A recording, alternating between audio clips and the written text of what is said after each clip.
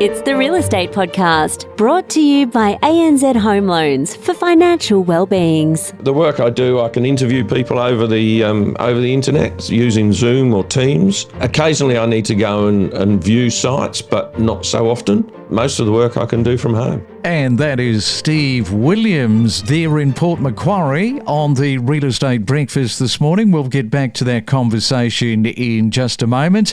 And yes, welcome back into another episode as we connect you to the largest real estate knowledge bank. Plenty of property right around Australia. We do it 7 days a week, and we are streaming right now on Spotify and Amazon. It is a Tuesday, May the 20th. You know what today is? RBA Announcement Day, coming later on this afternoon. All the money seems to be on a reduction in the rate today. We've had one cut this year. Will this be number two, or am I jinxing it? Anthony Landau, our mortgage guru, will be here the second the announcement is made. Don't forget, if you are not already following us, do that. That way you will be notified instantly of the RBA decision and you will never miss an episode. A little bit of good news on our Tuesday would be nice because, as we know, life is difficult enough with the cost of living. So expensive, and people are certainly feeling the pain when you mix in the mortgage rate. Well, let's look at regional Australia and why people are moving out of the metros still well past COVID, post-COVID. Domain reported the other day that over 835,000 Australians have left capital cities in the past decade, enough to fill two cities the size of Canberra and the Sunshine Coast combined.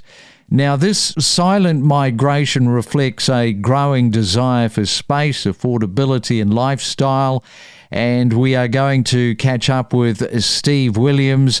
He is in Port Macquarie. And a very good morning to you, Steve. Welcome to the Real Estate Breakfast this morning. Thank you, Craig. Good morning to you. So here you are. You're talking to us from Port Macquarie. You've moved to Port Macquarie. So where did you move from, Steve? We were in Botany in Sydney. And tell us the story. So you were there in Sydney, you saw some sort of light, did you, and decided to move out and a little bit more of a easier, peaceful lifestyle? Well, we always had an idea to move away from Sydney when we retired. We'd paid off our mortgage and there was no point putting money in the bank because the interest rates were so low. So we looked up and down the coast, found a place in Port Macquarie with a view of putting a tenant in. But that wasn't very successful. The tenants were real pains. They then left without any notice, and we just couldn't face doing it again. So we moved up early, maybe 3 or 4 years early. In many respects, the tenants did us a favour because we've never looked back and we love it up here. Yeah, one of the things, of course, that doesn't hurt when you're moving out of a Sydney to Port Macquarie is just how much you've got in the hip pocket. That's always nice. Oh, absolutely. We sold a very small 3-bedroom old place in Botany, moved up here. We found downsizers because we moved to a 5-bedroom, very expansive place with plenty of money still in the bank. So it was a good move. All right, well, that sounds like you have found the idyllic spot. Not quite retired, though, just yet. Yeah, so both running businesses, we can, rather than just working and then stopping, we're able to sort of cut our work down. And Tanya works 2 days a week now. I work a bit more, but I can generally work from home and generally fit it around other things. I guess because of the connectivity that we talk about all the time, the infrastructure, of course, in smaller regional towns, I mean, that does make the difference. As you say, working from home, you go back in time, you probably couldn't have done that in the past. No, absolutely. And COVID has pushed that along a lot. I do some legal work. It's now acceptable to, they run court cases over the internet where people can't get to court, which was unheard of before COVID. Tanya works in healthcare, and again, all of her appointments these days are on telehealth. And in fact, a lot of her clients don't even know she's moved from Bondi. She just put the same picture back behind her. Many don't even know that she's sold her office and moved up. Steve, you might be letting the cat out of the bag here. Are you kind of doing cases from Sydney there in Port Macquarie? Yeah, mostly Sydney, around Sydney. It's not quite legal. It's allied to legal work. The work I do, I can interview people over the internet using Zoom or Teams. Occasionally, I need to go and view sites, but not so often. Most of the work I can do from home. Now, what have your other friends said about you moving into Port Macquarie? Are they jealous, envious, or are they saying, why did you do that? Those friends came up every weekend in April. We had 4 sets of families for every weekend in April, just to, come up and taste the lifestyle, see the koalas that live in the trees next to our house. Yeah, I think, we miss them a bit. They miss us a bit, but we're backwards and forwards to Sydney a bit, so we see them from time to time. Most of our friends are a bit younger than us, so they're not quite envious yet, but I think when their time comes, they'll certainly consider it. Yeah, this is the thing, you see. People become poster childs for different regional areas, and there you are in Port Macquarie doing exactly that, and on the Real Estate podcast, of course, this morning, saying how good it is. As I say, the tenants doing a bunk actually did us a favour, because we would have still been in that grind for, another few years, and we're just loving it up here. It's fantastic.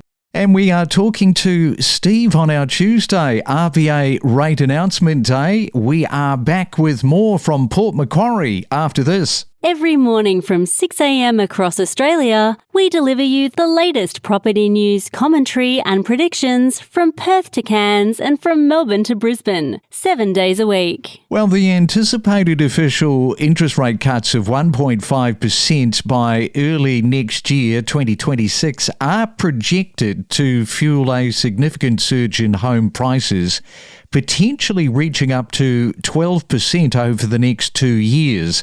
Consequently, Domain data indicates that a 12% rise on current median prices across combined capitals would add around $141,000, pushing the average to $1.32 million.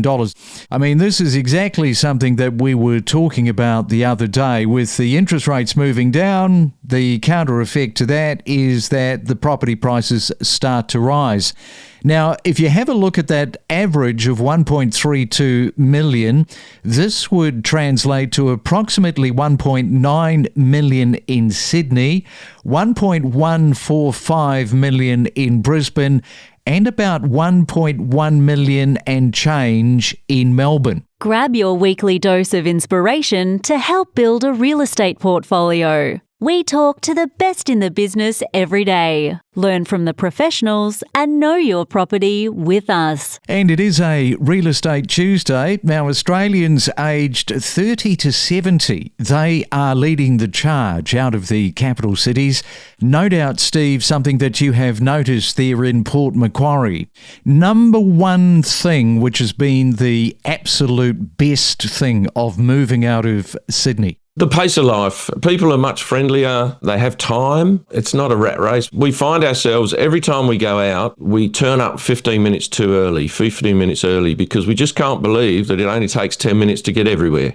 And what is the drive time these days from Port Macquarie into Sydney? It's about 4 hours, 4 and a bit, which isn't too bad. But of course, Port's got an airport with plenty of flights with Qantas and Rex. So, if you need to get back quickly, it's relatively cheap. All right, well, it sounds like everything is working out for you and Tania, your wife there, making that move from Sydney into Port Macquarie. Steve, thanks for sort of running through how that all came about, and happy days. Good luck there in Port Macquarie, and thanks for sharing. Thanks, Craig. Thanks for your time. We are more than just a real estate podcast. We cover a multitude of subjects, including property data, current buyer-seller sentiment, and the mood of the market. Follow each week all of the main talking points and know your property. And I just want to come back to this point about Gen Z, because they have grown up with instant online shopping, food delivery, and constant digital spending opportunities.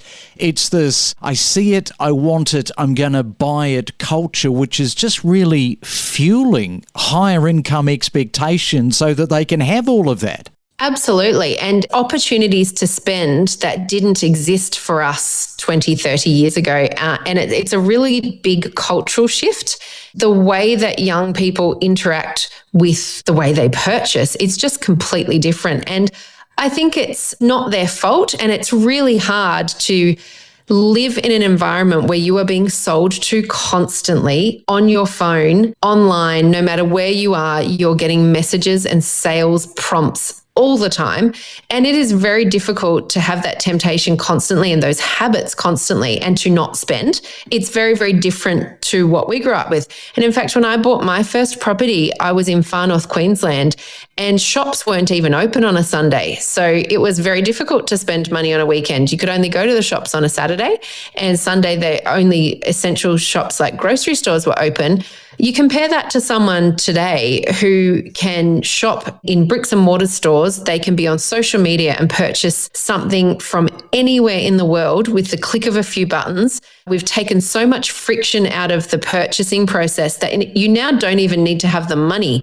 You don't even need to be able to afford what you're buying. You can buy it and pay using buy now, pay later platforms where you pay it off over time. So we're creating these opportunities to spend that have just completely shifted the way that young people earn and spend their money. So it is a completely different environment to the one that we grew up in. We need to think about that when we're trying to teach our young people how to make their own decisions to do with how they spend and save as they're growing up.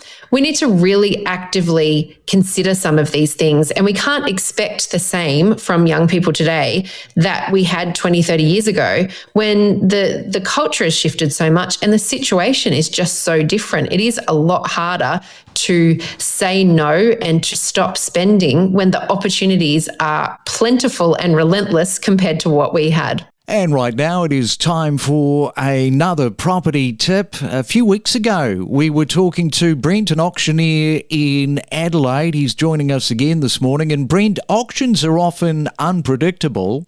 Question for you is, what's the biggest mistake people make when things don't go as planned? For example, if their initial strategy, it falls apart or the bidding surpasses their budget. The biggest mistake that people make in that situation is they back off, they're defeated and deflated, and then all of a sudden have got a negative opinion around bidding again at auction.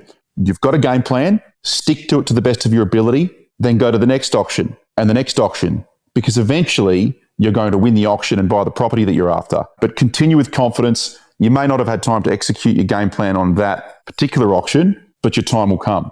I don't know about you, but my morning breakfasts always has music playing in the background. So I've got a great Bluetooth speaker system off my phone.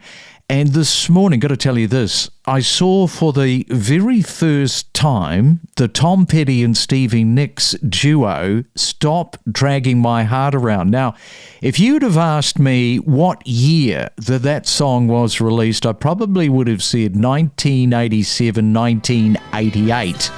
But it actually came out in 1981, 43 years ago, and never until this morning with my coffee in hand had I seen that video of Stevie Nicks looking so young and Tom Petty. If you haven't seen it, check it out. Unfortunately, we'd love to have more properties for sale, but we're still finding that the stock levels are very low. But the amount of buyers that are still visiting open homes are way off the charts. We're still experiencing huge numbers. First home buyers, this has been stimulated, I think, fair to say, because of the government incentives around first home buyers there in Queensland. So tell us a little bit about that. Look, first home buyers, I don't know the full ins and outs of what they're bringing in, but there's going to obviously be an increase of purchase price to reduction of stamp duty, plus obviously new builds. What we are finding on the ground is any properties, 1 bedroom studio, 2 bedrooms under 750,000, up to sort of 45 groups through an open home, which is significant. The amount of offers that are coming out of that first open home is somewhere in the region of 11 to 15. In some cases, it's cheaper to buy than it is to rent. We connect you to the best real estate information across Australia. The Real Estate Podcast.